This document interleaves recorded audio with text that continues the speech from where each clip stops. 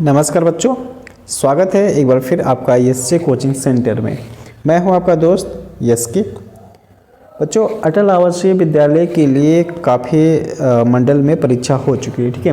लेकिन कुछ मंडल में बचा हुआ है, जैसे मुरादाबाद मंडल, लखनऊ मंडल। इसमें जो है 23 फरवरी को एग्ज़ाम होने जा रहा है, अर्थात कल होने जा रहा है, ठीक है। तो आज का ये वीडियो वो लोग अगर देख रहे हैं मुरादाबाद मंडल के बच्चे या लखनऊ मंडल के बच्चे, तो वो लोग वीडियो को अंत तक पूरा जरूर देख के जाएंगे, क्योंकि इसमें से क्वेश्चन जरूर फंसने वाला है। और दूसरी बात ये है कि अगर आजमगढ़ मंडल से बच्चे देख रहे हैं, क्योंकि आजमगढ़ मंडल में जो है वो एग्ज़ाम होना है 18 मार्च को, ठीक है। एग्ज़ाम कब होना बच्चों? 18 मार्च को होना है आजमगढ़ मंडल के बच्चों के लिए, ठीक है। इसके बाद अलीगढ़ मंडल के लिए बच्चों के लिए वो होना एग्ज़ाम 2 मार्च को, 2 मार्च 2025 को। तो ये सभी बच्चे भी अगर वीडियो तो देखते हैं तो पूरा वीडियो को अंत तक जरूर देखेंगे। इसके साथ साथ जो बच्चे जयप्रकाश नारायण सर्वोदय विद्यालय क्लास 9th के प्रवेश के लिए तैयारी कर रहे हैं, वो सभी बच्चे इस वीडियो को पूरा जरूर देखेंगे, क्योंकि इसमें से क्वेश्चन आप लोग के एग्जाम में जरूर फंसेगा, ठीक है बच्चों। तो चलें आज का ये क्लास शुरू करते हैं। देखें, मैं इसमें एक काम करूँगा कि आप लोग एक काम करना, ठीक है। अपना एक कॉपी उठा लेना, ऐसे कॉपी और एक पेन ले लेना बच्चों, ठीक है। उसमें एक काम करना, जैसे मैं यहाँ पर विज्ञान के पोर्शन को ही केवल बता रहा हूँ, ठीक है। जैसे ये 66 नंबर का ना, तो 66 नंबर के आपका कौन सा ऑप्शन सही है, इसको आप पहले से ही लिख के बैठिएगा मेरे ऑप्शन को सही बताने से पहले। उसके बाद यदि आपको वो ऑप्शन सही हो जाता है तो आप ऐसे बॉक्स लगा के इस पर आगे सही का टिक लगा दीजिए, ठीक है। इससे आपको ये चीज़ हो जाए कि हाँ आपने जो लगाया था वो सही लगाया था कि नहीं लगाया था, ठीक है। तो ये चीज़ जरूर करिए, इससे आप लोग की तैयारी बहुत अच्छी तरीके से हो जाएगी, ठीक है। चलो, तो देखो यहाँ पर क्वेश्चन है, कह रहा है कि निम्नलिखित में से कौन प्रकाश संश्लेषण के लिए आवश्यक है, ठीक है। क्लोरोफिल, सूर्य का प्रकाश, कार्बन डाइऑक्साइड, जल। तो इसमें प्रकाश संश्लेषण के लिए इसमें ऑप्शन देख सकते हैं, केवल पहला और दूसरा दिया हुआ है। बी में केवल पहला दूसरा तीसरा दिया हुआ है। सी में केवल तीसरा चौथा दिया गया। डी में पहला दूसरा तीसरा चौथा दिया गया है। तो इसमें से आप लोग सोचें बच्चों, वीडियो को रोक करके जरूर इसको सोचेंगे, ठीक है। तो इसमें से जो करेक्ट ऑप्शन है वो डी वाला करेक्ट ऑप्शन है, मतलब प्रकाश संश्लेषण के लिए ये सभी चीज़ें आवश्यक होती हैं, ठीक है। आगे समझते हैं। निम्नलिखित में से कौन सा पदार्थ हमारे पेशियों में संचित होता है जिससे ऐंठन होती है? तो ऑप्शन में है इसमें कार्बन डाइऑक्साइड, लैक्टिक अम्ल, जल, एल्कोहल। तो इसको आप रोक के जरूर सोचें एक बार। चलिए, इसका करेक्ट आंसर है लैक्टिक अम्ल, ठीक। अगला देखते हैं। निम्नलिखित में से कौन से एक कोश के संरचना के उदाहरण है? ऑप्शन में है अमीबा, पैरामीशियम, मुर्गी का अंडा, श्वेत रक्त कोशिकाएं। तो एक कोशिकीय का इसमें से कौन सा उदाहरण हो जाएगा? इसमें ऑप्शन भी दिया गया है, केवल पहला दूसरा। बी में है केवल तीसरा चौथा। सी में केवल पहला दूसरा चौथा, और डी में है इसमें चारों, ठीक है। तो इसको आप 5 सेकंड सोचिए, ठीक है, और टिक लगाइए कि कौन सा ऑप्शन सही होगा, ठीक। तो इसमें से जो दिया गया है वो अमीबा, ये है पैरामीशियम, मुर्गी का अंडा, श्वेत रक्त कोशिकाएं, ठीक है। तो ये सभी एक कोशिकीय हैं, अर्थात यहाँ पर जो सही हो जाएगा वो डी वाला ऑप्शन सही हो जाएगा, ठीक है। अगला समझते हैं। अगला देखिए है, तो इसमें यह है रंध्र, ठीक है, जाइलम। तो इसमें से पहले ये सोचना है कि जिसमें से आपको सही से आता है उसको मिला लेना। तो जैसे ये जाइलम, तो जाइलम क्या करता है? ये जल का परिवहन करता है, ठीक है बच्चों। मतलब जा से देखो जाइलम मतलब जड़ से पानी उठाता है और ऊपर तक लेके जाता है, मतलब जल का ये परिवहन करता है। जा से जाइलम, जा से जल का परिवहन, इसका ध्यान रखना है, ठीक है। फ्लोएम क्या करता है? फ्लोएम भोजन का परिवहन करता है, मतलब जो पत्तियाँ प्रकाश संश्लेषण के द्वारा भोजन बनाती है उसका परिवहन करता है, ठीक है, फ्लोएम, ठीक है। तो इसको ध्यान रखना है। इसके बाद मूल रूम कहाँ पर है? ये जल का अवशोषण करता है। तो इस प्रकार से रंध्र क्या हो जाएगा? वाष्पोत्सर्जन हो जाएगा। तो इस प्रकार से इसमें जो सही ऑप्शन मिल जाएगा वो किस में मिल जा रहा है? मतलब ए का जा रहा है तीसरे में, बी का दूसरे में और सी का पहले में। तो इस प्रकार से इसमें सी वाला ऑप्शन सही हो जाएगा, ठीक है। तो इस तरीके से इसको बताना था। अगला देखिए, निम्नलिखित में से कौन सा एक पदार्थ प्राकृतिक बहुलक है, ठीक। तो इसमें से कौन थे? बैकिलाइट, रेशम, केवलार, लेक्सान। ठीक है, तो इसमें से सोचिए 1 मिनट। तो ये है बच्चों करेक्ट ऑप्शन बी वाला रेशम है। ठीक है, अगला देखो, अंगूर में प्रचुर मात्रा में पाए जाने वाला ऑर्गेनिक अम्ल है एसिटिक अम्ल, साइट्रिक अम्ल, माइलिक अम्ल, टार्ट्रिक अम्ल। तो इसमें से करेक्ट ऑप्शन है अंगूर में प्रचुर मात्रा में पाए जाने वाला ऑर्गेनिक अम्ल कैसा है? टार्टरिक अम्ल है। ठीक है, डी वाला ऑप्शन सही है। भविष्य की धातु किसे कहा जाता है? तांबा, लोहा, टाइटेनियम, एल्यूमिनियम। तो भविष्य का लोहा किसे कहा जाता है? तो भविष्य का लोहा टाइटेनियम को कहा जाता है, अर्थात सी वाला ऑप्शन सही है। श्वेत प्रकाश का कांच के प्रिज्म से गुजरने के 50-7 रंगों में विभक्त हो जाने की घटना क्या कहलाती है?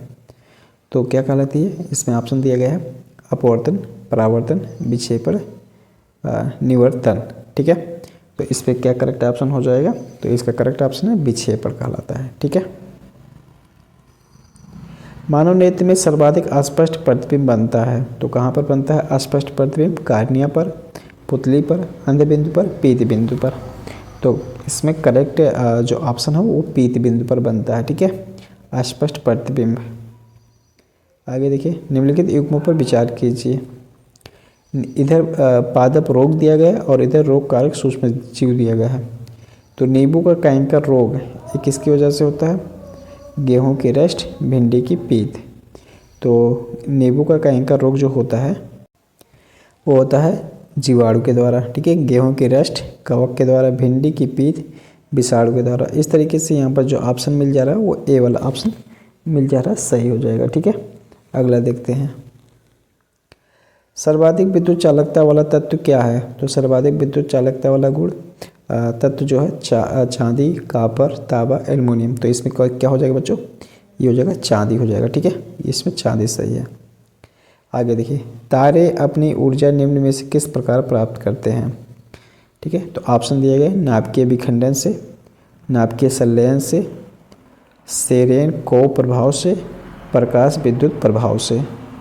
तो तारे अपना जो है तारे अपनी ऊर्जा कहाँ से प्राप्त करते हैं? वो प्राप्त करते हैं नाभिकीय संलयन से। ठीक है, बी वाला ऑप्शन सही है। जैव कोशिका का कौन सा भाग पावर हाउस कहलाता है? कोशिका भित्ति, केंद्रक, माइटोकॉन्ड्रिया, संपूर्ण कोशिका। तो जैव कोशिका का जो पावर हाउस कहलाता है, ठीक है, या ऊर्जा गृह कहलाता है, वो कहलाता है माइटोकॉन्ड्रिया, अर्थात यहाँ पर सी वाला ऑप्शन सही हो जाएगा। ठीक है, बढ़ते हैं अगले क्वेश्चन की तरफ। देखें, सूची 1 का सूची 2 के साथ मिलान कीजिए। तो ऑप्शन इसमें दिया गया नीला थोथा, Epsom salt, baking soda, caustic soda. ठीक है, तो बेकिंग सोडा को हम लोग बोलते हैं सोडियम बाइकार्बोनेट। ठीक है, तो सी का दूसरे पे मिल रहा है, इसका मतलब हमें ए और बी वाला ऑप्शन सही है। अब इसमें ए और बी में से देखते कौन सा सही है। तो कास्टिक सोडा मिल जाएगा इस पर। तो इसमें है नीला थोथा, Epsom salt, baking soda, caustic soda. तो बेकिंग सोडा को सोडियम बाइकार्बोनेट बोलते हैं, अर्थात सी वाला 1 पे चला जाएगा। कास्टिक सोडा ये हो जाएगा सोडियम हाइड्रोक्साइड। ठीक है, तो इसका मतलब ये सी का पहला और डी का दूसरा, कौन सा ऑप्शन सही है? सी का पहला, डी का दूसरा है। ठीक है, तो इसके अलावा यहाँ पर देखिए सी और डी में ये दोनों ऑप्शन अभी दिख रहे हैं। ठीक है, इसके बाद बी या नीला थोथा। ठीक है, तो नीला थोथा जो होता है वो कॉपर सल्फेट होता है। ठीक है, तो इसका जो ऑप्शन हो जाएगा वो डी वाला ऑप्शन सही हो जाएगा। ठीक है, अगला सवाल देखें। अगला सवाल है, देखिए कह रहा है कि लोटनिक, स्थैतिक तथा सर्पी घर्षण के कारण बालों को घटते क्रम में व्यवस्थित कीजिए। तो लोटनिक, सर्पी, स्थैतिक, लोटनिक, स्थैतिक, सर्पी। तो ये सी वाला देखिए स्थैतिक, सर्पी, लोटनिक। स्थैतिक घर्षण, स्थैतिक में सबसे ज़्यादा घर्षण होता है, सर्पी में उससे कम होता है, लोटनिक में उससे कम होता है। तो यहाँ पर सी वाला ऑप्शन सही हो जाएगा। अगला देखिए, मोमबत्ती के जलने की प्रक्रिया में कौन सा से परिवर्तन होता है? भौतिक परिवर्तन, रासायनिक परिवर्तन, ए तथा बी दोनों, इनमें से कोई नहीं। तो मोमबत्ती के जलने की प्रक्रिया में यहाँ इसमें भौतिक और रासायनिक परिवर्तन दोनों होता है, अर्थात ए और बी सही है।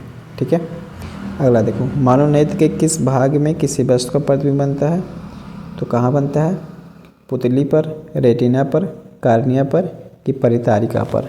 ठीक है, तो ये बनता है बच्चों, ये बनता है रेटिना पर। ठीक है, तो ये बी वाला ऑप्शन सही हो जाएगा। आगे देखिए, निम्नलिखित पर विचार कीजिए। कपास, पेट, प्लास्टिक उपयुक्त में से कौन सा से प्राकृतिक बहुलक का उदाहरण है? कपास, पेट, प्लास्टिक। तो इसमें से करेक्ट ऑप्शन जो है, ये करेक्ट ऑप्शन है यहाँ पर कपास। ठीक है, अर्थात ए वाला ऑप्शन सही हो जाएगा। ठीक, अगला देखो, सूची 1 का सूची 2 के साथ मिलान कीजिए। तो दिया है थायराइड, अग्नाशय, अधिवृक्क, पीयूष।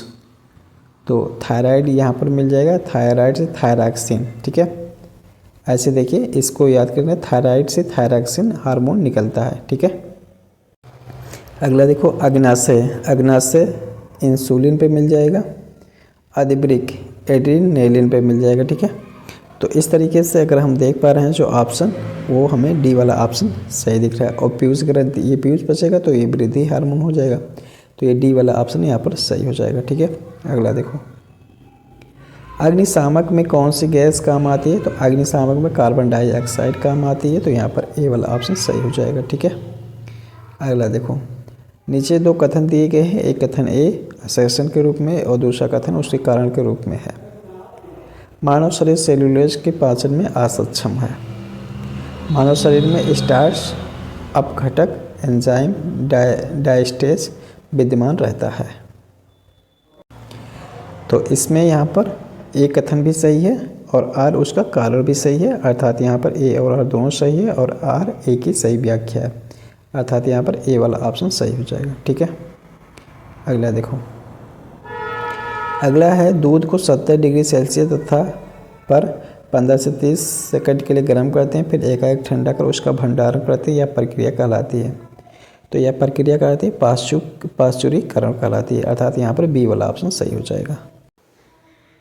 अगला देखिए, एंजाइम मूलतः क्या है? वसा, शर्करा, विटामिन, प्रोटीन। तो एंजाइम मूलतः क्या है? वो है प्रोटीन है, सी वाला ऑप्शन सही हो जाएगा।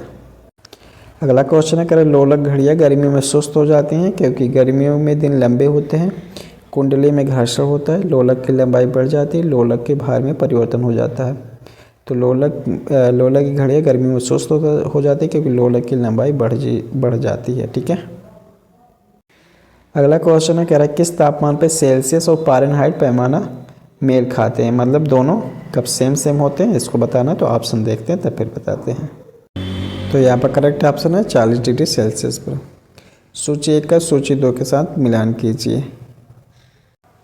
इसमें है पक्षी, तो पक्षी और यह है बंसागत। ठीक है, तो बंसागत ये मिल जाएगा आर्नियोथोलॉजी पर। ठीक है, इसके बाद है पर्यावरण, तो पर्यावरण मिल जाएगा जेनेटिक्स पर। जीवाश्म ये मिल जाएगा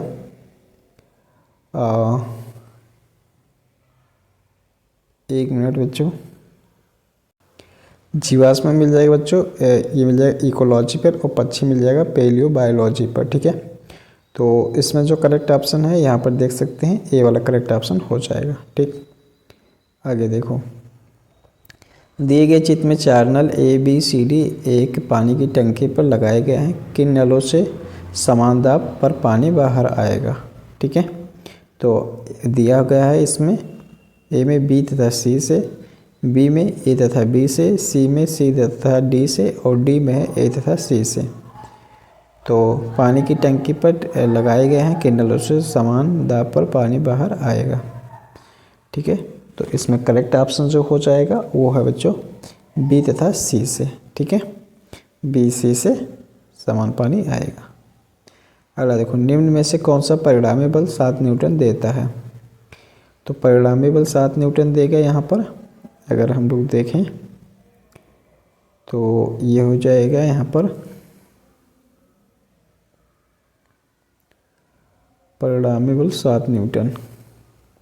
तो ये बी वाला ऑप्शन आप देखें, यहाँ पर देखिए 23 न्यूटन इधर जा रहा है और इधर कितना आ जा रहा है 30 न्यूटन आ रहा है ना। तो इसमें से जाहिर सी बात है कि इधर वाला परिणामी ज़्यादा होगा, अर्थात 7 न्यूटन का इसमें देगा। ठीक है, तो ये बी वाला ऑप्शन सही हो जाएगा। अगला देखो, रेशम के संदर्भ में निम्नलिखित कथनों में से कौन सा से सही है? इसका ऑप्शन इसमें दिया गया। एक इसका मृदु रेशा शुद्ध स्टील के तार जितना मजबूत होता है। टसर, मोगा तथा कोसा रेशम की किस्में हैं। तो इसमें ऑप्शन दिया गया है, ऑप्शन केवल ए है, ठीक है। इसके बाद केवल बी, ए तथा बी दोनों, ठीक है। तो इसमें ए तथा बी दोनों सही है बच्चों, इसलिए सी वाला ऑप्शन सही हो जाएगा, ठीक। निम्नलिखित में से किस एक का अधिकतम ईंधन मान होता है? हाइड्रोजन का, चारकोल का, प्राकृतिक गैस का, गैसोलीन का। तो इसमें जो होता है वो होता है बच्चों हाइड्रोजन का, ठीक है। हाइड्रोजन का अधिकतम ईंधन मान होता है, तो ये हो जाएगा।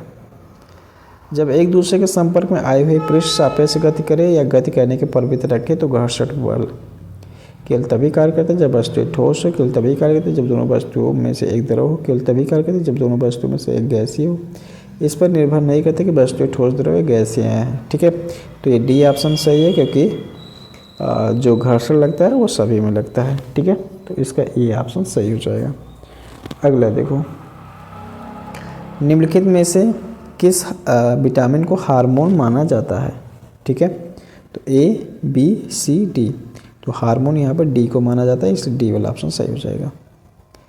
किसी भी प्रजाति में गुणसूत्र संख्या आयु के साथ बढ़ती है, आयु के साथ घटती है, स्थिर रहती है, वजन के साथ बढ़ती है। तो गुणसूत्र की जो संख्या होती है वो बच्चों स्थिर रहती है, ठीक है। तो यहाँ पर सी वाला ऑप्शन सही हो जाएगा। अगला देखो, शरीर के किस भाग में पित्त का निर्माण होता है? यकृत में, तिल्ली में, पित्ताशय की थैली में, पैनक्रियाज में, ठीक। तो पित्त का निर्माण जो होता है वो यकृत में होता है, अर्थात ए वाला ऑप्शन सही है। भोजन में उपस्थित शर्करा को माल्टोज में बदलता है? Ptyalin, rennin, pepsin, lipase. तो भोजन में उपस्थित शर्करा को माल्टोज में बदलता है, तो यहाँ पर ऑप्शन जो हो जाएगा वो हो जाएगा टाइलिन, ठीक है। तो इस तरीके से बच्चों 35 क्वेश्चन आप लोग को कराए गए, मैं उम्मीद करता हूँ। चलिए देखिए, अगला क्वेश्चन है, मोटर वाहनों से निकलने वाली निम्न में से कौन सी एक मुख्य प्रदूषक है? मुख्य प्रदूषक गैस है। तो ऑप्शन में है carbon dioxide, carbon monoxide, marsh gas, nitrogen gas. तो ये हो जाएगा यहाँ पर कार्बन मोनोऑक्साइड, बी वाला ऑप्शन सही है। आगे देखिए, कोशिका झिल्ली बनी होती है प्रोटीन से, लिपिड से, कार्बोहाइड्रेट से, दोनों, एक या दोनों से। तो कोशिका झिल्ली जो बनी होती है वो बनी होती है यहाँ पर प्रोटीन से तथा लिपिड से, दोनों बनी होती है, अर्थात यहाँ पर डी वाला ऑप्शन सही हो जाएगा, ठीक है। आगे देखिए, आगे है कि यहाँ पर रेडियम की खोज किसने की थी और पेनिसिलिन की खोज की थी, एक्सरे की खोज किसने की थी, चेचक की खोज किसने की थी? तो रेडियम की खोज की थी ये है मैडम क्यूरी, ठीक है। तो इसको ध्यान में रखेंगे, रेडियम की खोज किसने की थी? मैडम क्यूरी ने, ठीक है। इसके बाद पेनिसिलिन की खोज किसने की थी? इन्होंने की थी एडवर्ड जेनर ने की थी, ठीक है। तो ये तीसरे पे मिल जाएगा। तो इस प्रकार से ए का दूसरे पे और बी का तीसरे पे, तो कौन सा ऑप्शन सही है? तो देख सकते हैं यहाँ पर बी वाला ऑप्शन सही है, ठीक है। तो चलिए यहाँ देखें, दिया हुआ है सूची 1 का सूची 2 के साथ मिलान कीजिए, ठीक है। तो रेडियम की खोज किसने की थी? मैडम क्यूरी ने की थी, ठीक है। तो ये ऑप्शन हो जाएगा। पेनिसिलिन की खोज की थी अलेक्जेंडर फ्लेमिंग ने, ठीक है। तो यहाँ पर फ्लेमिंग का नाम ध्यान रखना, अलेक्जेंडर फ्लेमिंग, ठीक है। पेनिसिलिन, फ्लेमिंग, ऐसे याद रख लेना। एडवर्ड जेनर, के रोएंटजन, वो चेचक की खोज की थी एडवर्ड जेनर, ठीक है। तो इसको थोड़ा सा ध्यान में रख लेना। तो यहाँ पर कौन सा ऑप्शन सही हो जाएगा? ए वाला ऑप्शन सही हो जाएगा। वर्षा की बूंद की गोलाकार आकृति का कारण है? तो वर्षा की बूंद की गोलाकार आकृति का कारण है वो ऑप्शन इसमें दिया गया, तो ये ऑप्शन है पृष्ठ तनाव। जब प्रकाश एक माध्यम से दूसरे माध्यम में जाता है तो निम्न में से कौन सा अपरिवर्तित रहता है? तीव्रता, वेग, तरंगदैर्घ्य, आवृत्ति। तो इसमें से करेक्ट ऑप्शन जो है वो है आवृत्ति, ठीक है। आवृत्ति अपरिवर्तित रहती है, डी वाला ऑप्शन सही है। आगे देखो, अगला देखिए, यहाँ पर दृश्य पटल पर जो चित्र बनता है वह वस्तु के बराबर होता है पर उल्टा होता है, वह वस्तु से छोटा होता है पर सीधा होता है, वह वस्तु से छोटा होता है वह उल्टा होता है। तो यहाँ पर सी वाला ऑप्शन सही है, वह वस्तु से छोटा होता है वह उल्टा होता है, ठीक है। अगला देखिए, अगला है कि प्रेशर कुकर में खाना जल्दी पकता है क्योंकि अधिक दाब तथा कम तापक्रम पर पानी उबलने लगता है।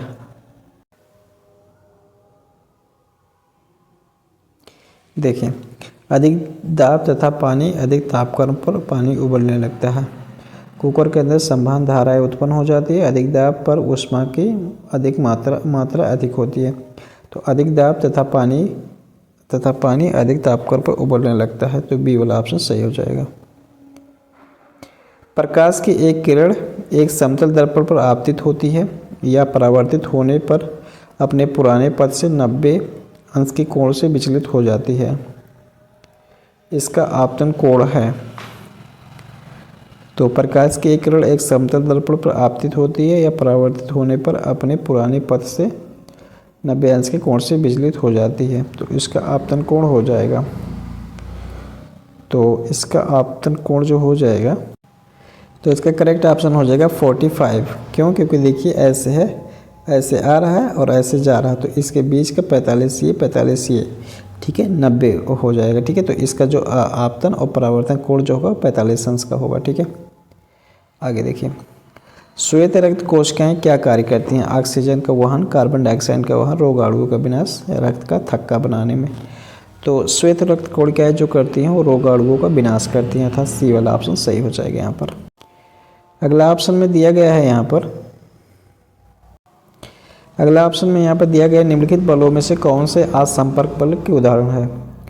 घर्षण बल, चुंबकीय बल असंपर्क है, स्थिर वैद्युत बल असंपर्क है, गुरुत्वाकर्षण बल असंपर्क। तो बी सी डी कौन सा ऑप्शन है सही है?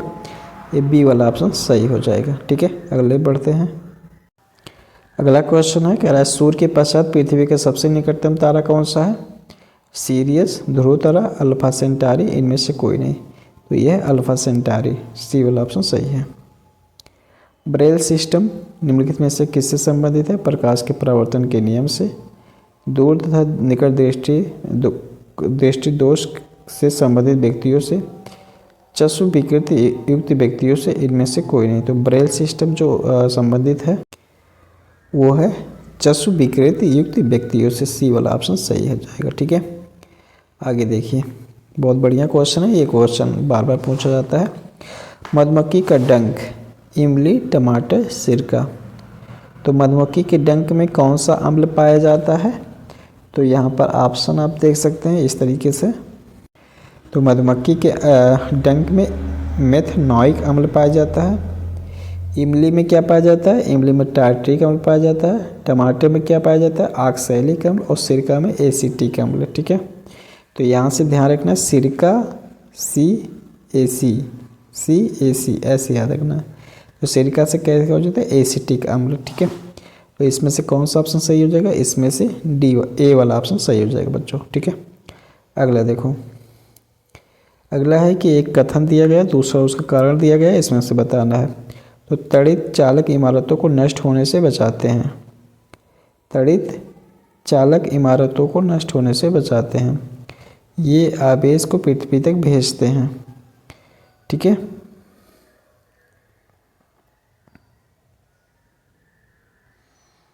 चालक इमारतों को नष्ट से बचाते हैं। ठीक है, तो इसमें से जो करेक्ट ऑप्शन हो जाएगा वो यहाँ पर जो दिया गया ऑप्शन वो हो जाएगा, इसमें ए और आर दोनों सही है, इसलिए ये ए वाला ऑप्शन सही हो जाएगा। ठीक है, आगे बढ़ते हैं। अगला क्वेश्चन है, कह रहा है कि इंद्रधनुष बनने की परिघटना कहलाती है। तो इंद्रधनुष बनने की परिघटना जो कहलाती है वो कहलाती है विक्षेपण। ठीक है, अभी इस तरीके से क्वेश्चन मैंने पहले ही करवाया है।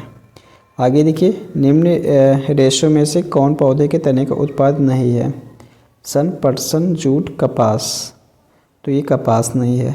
ठीक है, अगला क्वेश्चन कह रहा है कि एक 1500 वाट का बिजली का गीजर प्रतिदिन 2 घंटे इस्तेमाल किया जाता है, बिजली की खपत कितनी होगी? तो इसमें से दिया गया 90 किलोवाट घंटा, 30 किलोवाट घंटा, 750 किलोवाट घंटा, इनमें से कोई नहीं। तो इसमें से करेक्ट ऑप्शन जो है इनमें से कोई नहीं है। आगे देखो, बुलेट प्रूफ पदार्थ बनाने के लिए कौन सा बहुलक प्रयुक्त होता है? Polyvinyl chloride, polyamide, polyethylene, polycarbonate. तो इसमें सही ऑप्शन है बच्चों पॉलीएमाइड है। ठीक है, बी वाला ऑप्शन सही है। जल का वाष्प में परिवर्तन क्रिया है प्राकृतिक, भौतिक, रासायनिक, जैविक। तो जल का वाष्प में परिवर्तन होना ये हो जाएगा रासायनिक परिवर्तन है, ठीक है। सॉरी बच्चों, यहाँ पर जल का वाष्प में परिवर्तन ये हो जाएगा भौतिक परिवर्तन हो जाएगा बच्चों, ठीक है। बी वाला ऑप्शन सही की।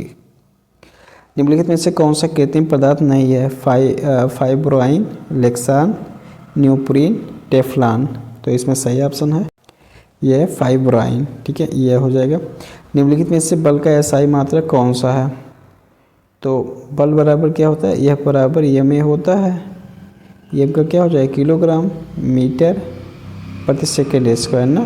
तो क्या हो जाएगा यहाँ पर? सी वाला ऑप्शन सही हो जाएगा, ठीक है। अगला देखिए क्वेश्चन है, मिलाना है अमाशय।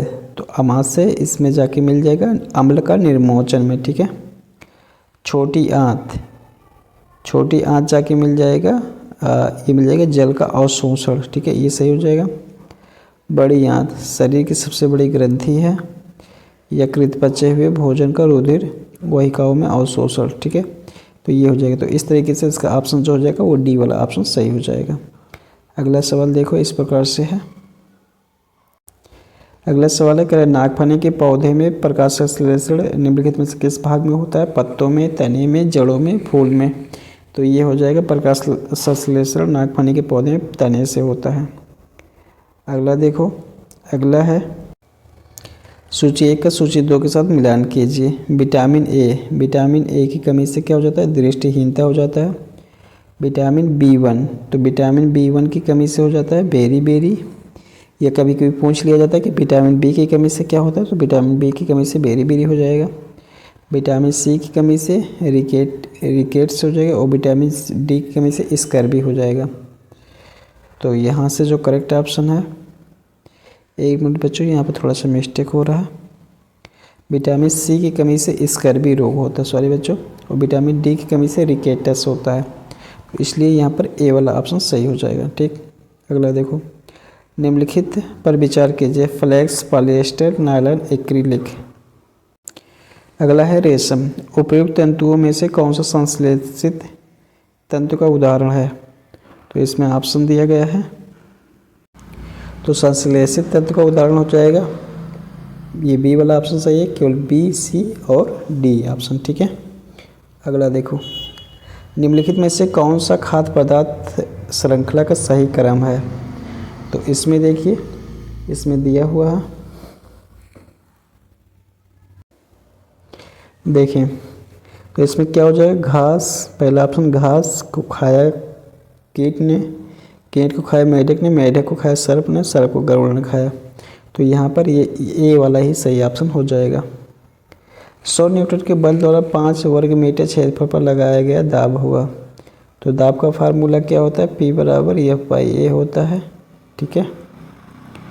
तो यहाँ पर दाब पूछ रहा है, तो हम यहाँ पर लिख दें 100/5, ठीक है। 5 गुना 10 तो 20 न्यूटन मीटर स्क्वायर हो जाएगा, ठीक है। अर्थात यहाँ पर डी वाला ऑप्शन सही हो जाएगा, ठीक है। अगला सवाल देखो, दूध से दही बनने की प्रक्रिया में निम्नलिखित में से किस सूक्ष्म जीव की आवश्यकता होती है? तो दूध से दही बनने के लिए इसमें जीवाणु की आवश्यकता होती है, ए वाला ऑप्शन सही है। आग बुझाने वाले कर्मचारियों के परिधानों पर एक परत चढ़ी होती है जो उसे अग्निरोधक बनाती है। यह परत किस पदार्थ की बनी होती है? तो ये पदार्थ बनी होती है मेलामाइन की, ठीक है, इसलिए उनके आग नहीं लगता है। कौन सा से जीवाश्म ईंधन है? कोयला, पेट्रोलियम, प्राकृतिक गैस। तो कोयला जीवाश्म ईंधन, हाँ कोयले को भी कह सकते हैं, पेट्रोलियम, प्राकृतिक गैस की सभी हैं। तो ए, बी, सी सभी हो जाएगा, डी वाला ऑप्शन सही हो जाएगा, ठीक है। अगला सवाल देखो, निम्नलिखित में से नेत्रों का कौन सा भाग नेत्रों में विशिष्ट रंग के लिए उत्तरदायी है? लेंस, कार्निया, रेटिना, परितारिका। तो इसमें जो है वह है परितारिका, ठीक है। करेक्ट ऑप्शन हो जाएगा डी, परितारिका। अगला देखो, सूची 1 का सूची 2 के साथ मिलान कीजिए। तो विटामिन B12, हीमोग्लोबिन, क्लोरोफिल, पीतल। तो विटामिन B12 में उपस्थित जो तत्व होता है वो होता है यहाँ पर, विटामिन B12 में जो होता है वो होता है कोबाल्ट होता है। हीमोग्लोबिन में लोहा तत्व होता है। क्लोरोफिल तो क्लोरोफिल में जो होता है वो होता है क्लोरोफिल में मैग्नीशियम। ठीक है, एक और बच रहा है पीतल तांबा, तो इसमें मिल जाएगा। तो इसका जो करेक्ट ऑप्शन है वो ए वाला करेक्ट ऑप्शन हो जाएगा। खाद्य पदार्थों के परीक्षण हेतु निम्न में से क्या प्रयुक्त होता है? सोडियम कार्बोनेट, एसिटिलीन, बेंजोइक अम्ल, सोडियम क्लोराइड। तो इसका सही ऑप्शन है सी करेक्ट ऑप्शन है बेंजोइक अम्ल। अगला देखो, यूरिया में नाइट्रोजन किस रूप में पाया जाता है? Amide, ammoniacal nitrate, nitride. तो इसका करेक्ट ऑप्शन है एमाइड के रूप में पाया जाता है। ठीक है, ए वाला ऑप्शन सही है। अगला देखो, क्विनोन जो मलेरिया के इलाज में प्रयोग की जाती है, सिनकोना पादप के किस भाग से आती है? पत्ती, जड़, छाल, पुष्प।